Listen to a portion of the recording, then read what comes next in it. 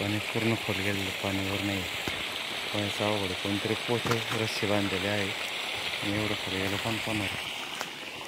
आता इकडे पूर्ण परिसर बांधलेला आहे, पोहायला पाणी नाही आहे. शेतीसाठी आहे, तळ्यात पाणी येत नाही, तळ फार सपाट करून टाकले.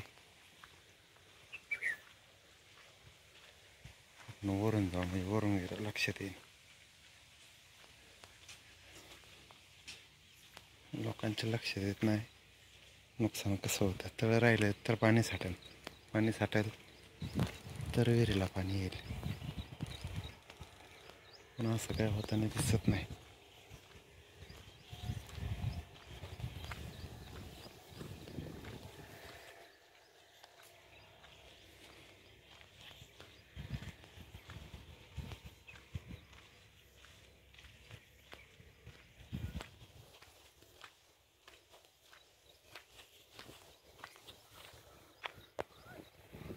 एक विहीर आहे, आपण हे विहिरीत पोहत होतो. एवढं सपाट केलं इकडे, तळ्याचा कोपरा बुजलेला आहे. तळ बऱ्यापैकी मोठा आहे.